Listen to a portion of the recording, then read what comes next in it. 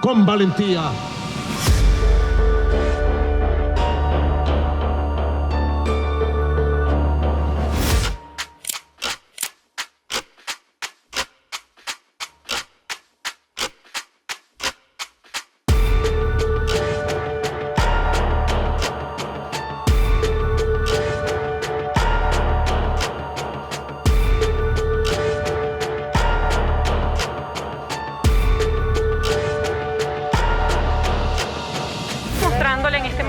Es el allanamiento a la residencia del periodista Roberto Deniz.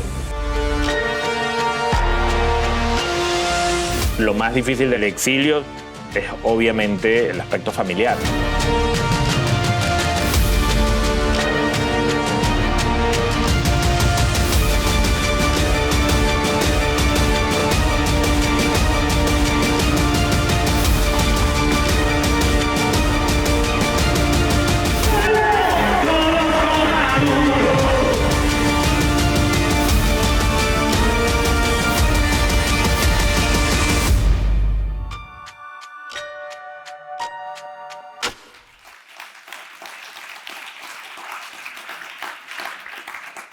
What extraordinary work. Hello, I'm Yalda Hakim. I'm a journalist and a presenter on Sky News.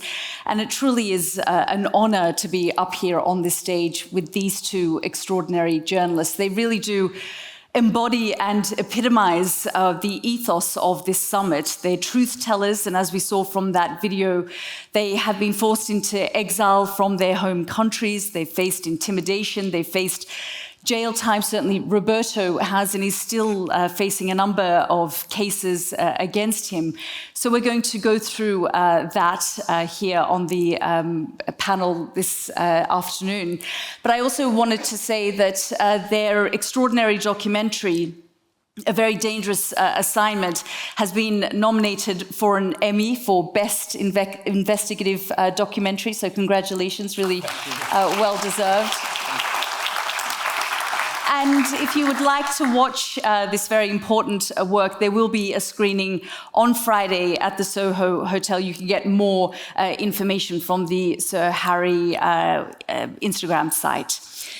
I do want to begin, though, by asking, just helping our audience understand your investigation, because it has spanned almost a decade. It started off with some bad powdered milk, and it led to the uncovering of a multi-million-dollar aid scandal that went to the heart of the Maduro government, that then, sort of catapulted, and then there was a prisoner swap from the United States. I mean, the whole thing is like a political thriller, watching your documentary. Yes. First of all, thanks for the invitation, for your words. It is a real honor for me to be in here, but it's also an inspiration to share all of this day with incredible colleagues of all around the world. Yes, I started to investigate this guy. His name is Alex Saab. In the end of 2016, and since that moment, I have been investigating him. And at that moment, Alex Saab was a kind of secret of state in Venezuela. Nobody wanted to talk about him. Nobody knew his real power in Venezuela. And I decided, as a journalist, an independent journalist, let's start to investigate him. Why this guy has all of this power? Why he's so close to Nicolas Maduro? And as you said, the investigation has taken a lot of years, but probably the worst things that we found when we started to investigate him is that this guy was making millions and millions of dollars with the Venezuelan hunger. While Venezuela was living probably its worst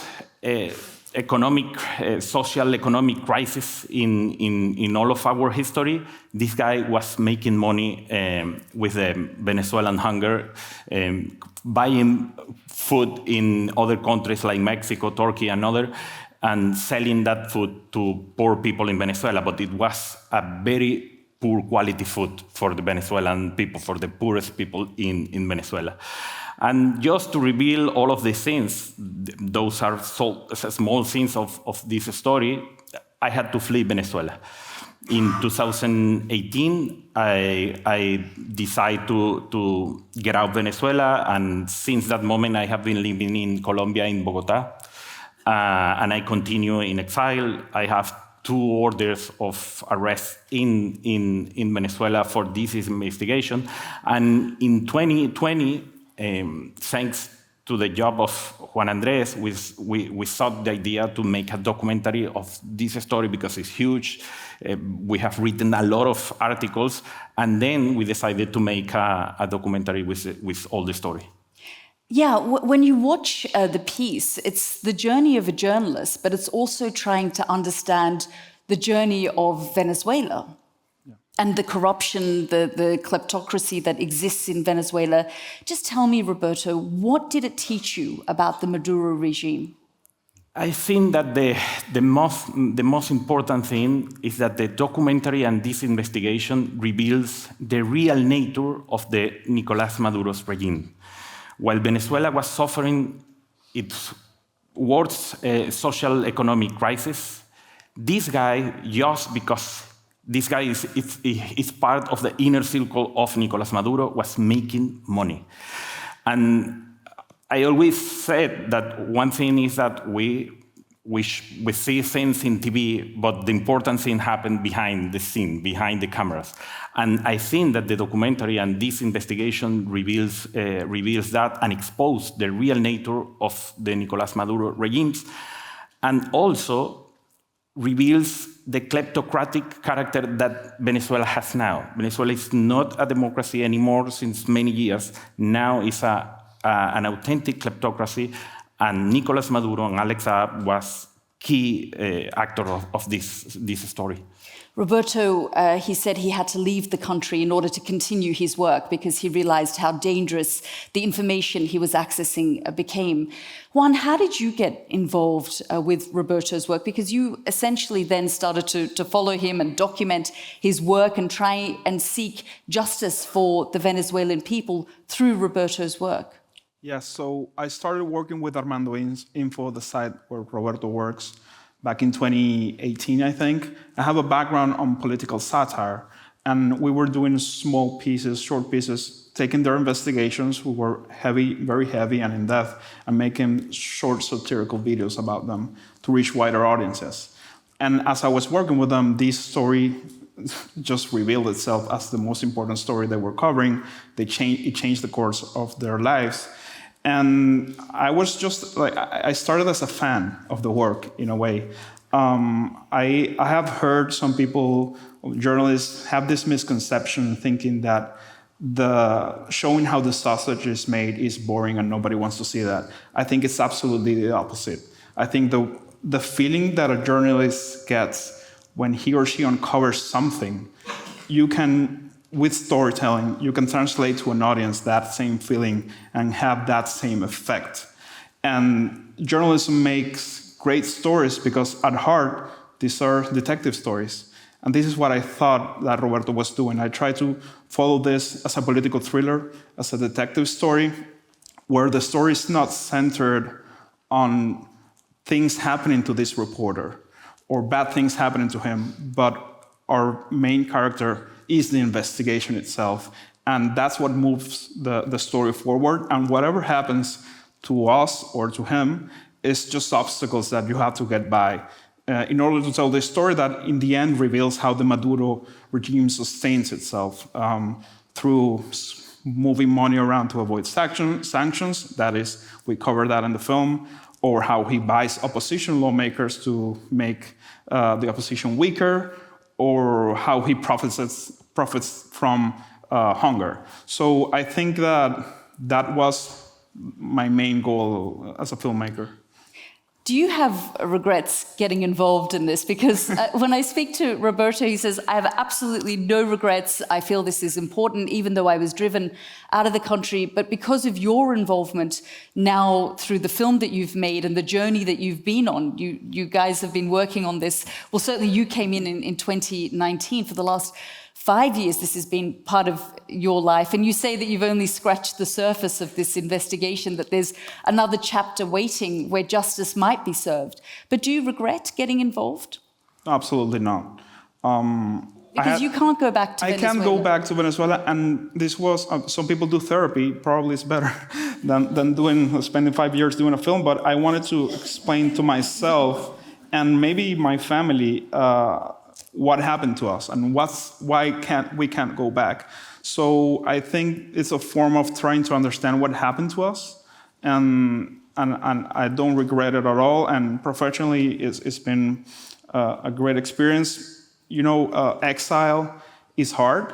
Roberto says it in the film, and you can't see family and you can't go back home.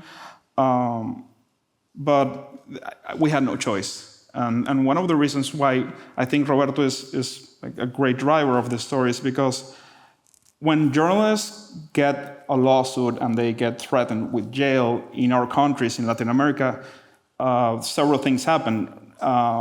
One of the options is you leave or you stay and you face jail. I think it was very smart of him to leave. But the thing that's different here is that he left the country, but he continued investigating.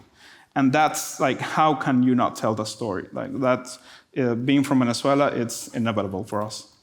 I have to be honest, because when I took the decision to get out of Venezuela because of the charges against me, at the beginning I thought that maybe it was going to be only a few months. I never thought that I was going to spend all of these years outside of Venezuela, and nowadays I can go back to Venezuela. Now Alex Saab go back to Venezuela, and now he's a minister of the... Oh, yeah. Can I just have a moment to explain that Alex Saab, if you could just explain that? Yes, because Alex Saab in 2020, he was detained in Cape Verde because he had charges for money laundering in the United States in a court in Florida. And he was detained in 2020. Then in 2021, he was extradited to the United States. And he was waiting and facing the trial in the United States. But in December of 2023, we knew that the Biden administration was negotiating things with Nicolás Maduro's regimes. And one of the things that they negotiated was the release of Alex Saab in exchange of 10 American prisons in Venezuela. Yes. A prisoner swap. And they swap, yes. And now Alex Saab, this criminal who was exchanged as part of a prisoner swap, is a minister in the Maduro government. And you as a journalist cannot return for exposing the truth. Yes, I can go back, but I always think in this, because it's not easy to accept. You know, the idea that just for doing your job, you have to go to exile, you have to live with your family. It's not easy to accept. But I always repeat that for me, the most important thing as a journalist was to tell the story. Many people ask me, why you continue with the story? It's enough, a lot of years. And I always, as a journalist, answer, why not? Why I am not to tell to the people what is happening while Venezuela was living the crisis that is living. Look how this inner circle of Nicolás Maduro is enriched, is getting and getting money. Roberto, I just want to run a clip from your piece. The moment you discovered the corruption within the Maduro government, it's a conversation you had with an opposition lawmaker. Let's just play that clip. Tú escuchas esa vaina, entonces tú dices, ¿en qué momento, se instala lo que es la miseria política en este país? Cuando tú entras en esos temas, es donde yo digo, ¿de dónde sacas tú el dinero para mantener tu empresa si no es extorsionando gente? Bueno, yo voy a considerar que esa es la respuesta a la pregunta, la que usted está dando. Bueno, hermano, considéralo como tú quieras, pero de verdad cuando tú llegas a esos extremos, imagínate tú. Pero es que no son extremos. Es que no, yo no le estoy preguntando por un almuerzo, diputado, y es un viaje en el que usted estuvo con 2 diputados más. Imagino que puede ser un viaje de naturaleza. Pero es que yo puedo estar en un viaje con 5 diputados y con 10 putas. Yo no tengo por qué decirte a ti, salí o entré. No words. This is, and maybe Juan can explain better, But this is just to keep in mind this is a moment when I was interviewing by phone a Venezuelan opposition lawmaker, because I knew that Alex Saab in 2020, he was trying to bribe in a lot of Venezuelan opposition lawmakers, because he need those Venezuelan opposition lawmakers to go outside of Venezuela and says, well, Alex Saab is a correct entrepreneur. He's not doing wrong business in Venezuela. He's doing everything is okay. And that was the moment when I interviewed this Venezuelan opposition lawmaker, Luis Parra. That was exactly when I heard that call back in 2019. That's the moment I decided this needed to be made into a film, because it's not usual in Venezuela to see corruption in this way. When you report on corruption, sometimes it's very dry and abstract and hard to understand. Yeah, you see the numbers, you see the names of the companies, but this is a way to connect audiences to the human, obscure, and dark part of corruption. This is what corruption sounds like. And the story with the milks affecting children, that's where corruption ends. So it was very important to get these sort of scenes where you see it. And going back to the earlier questions, was it worth it? Absolutely, because we thought for a moment we were doing a film where justice was going to be served. Alex Saab was extradited to the US. He was going to face trial for corruption charges, and he ended up in Venezuela. So what's left is the journalism, and that makes Roberto's work even more important. Were you shocked to find, the extradition happened, the Biden administration allowed him back into the country? Did you think perhaps Alex Saab would end up on trial for his crimes? Instead, he's ended up a minister within the Maduro government. But in trial in Venezuela?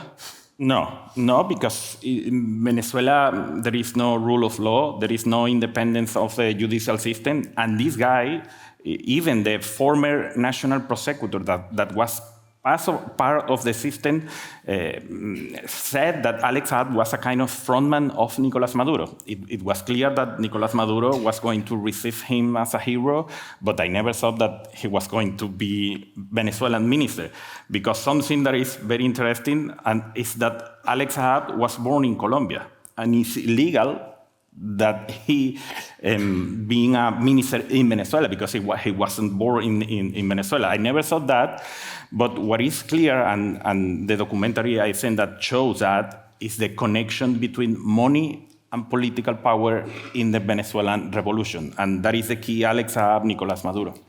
Like we said, you both now live in exile. Roberto, you have family in Venezuela who are often intimidated, and there are questions asked by the authorities of them, of your whereabouts and who your lawyer is. In fact, just today, there were some opposition activists who were held up or hiding in the Argentine embassy in Caracas, and they have now managed to be freed, and they've moved to US soil.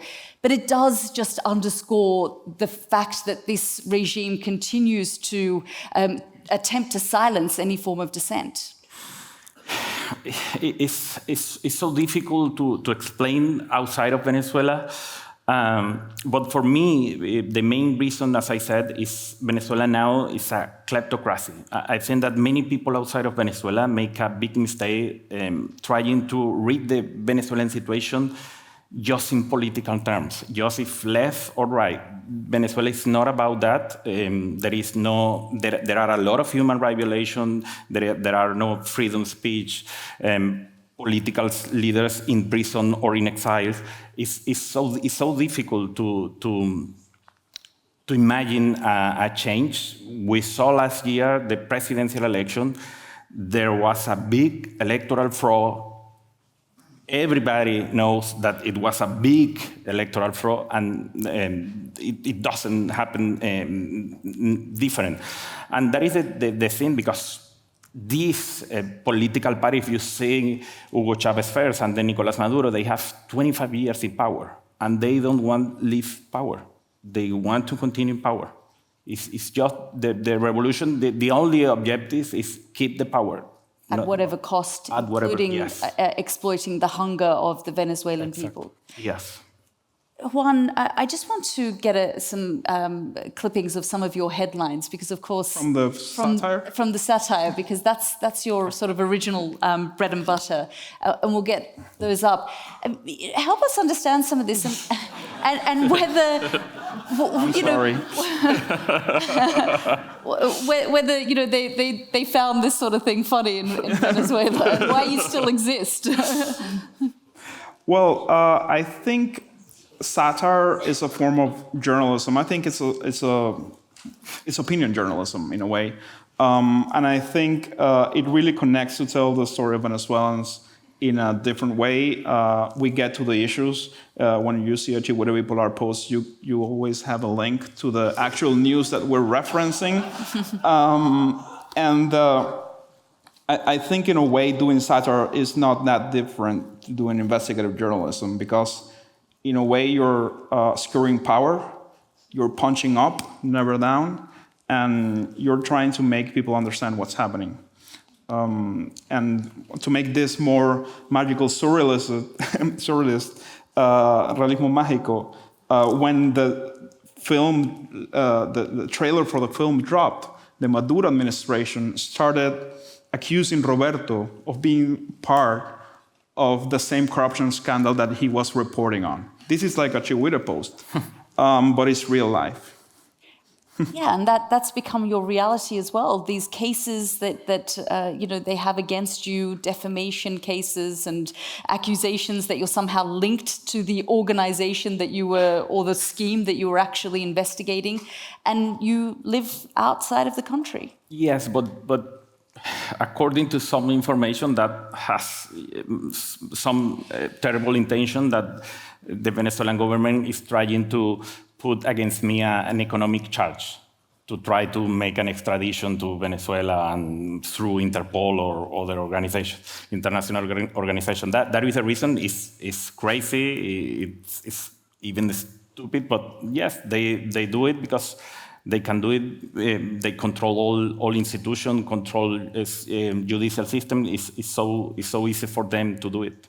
We just have a few seconds left, but what next for you, Roberto? You're going to continue to follow this investigation. It's 10 years of your life, but you say you've just started. Yes, definitely I'm going to continue, not only with this story. We in Armando.info, we have many other stories. We are a very small team, but we believe in this way to make journalism. Is very important for our society. It is true that it has personal costs or risks, but I think that it's very important. It's our duty, it's our mission, it's our responsibility to do it, and we are going to continue doing journalism. Well, a very dangerous assignment. I would highly recommend it. It'll be a free screening on Friday at the Soho Hotel. The details will be on the Instagram site. Thank you, ladies and gentlemen. Please thank Yalda.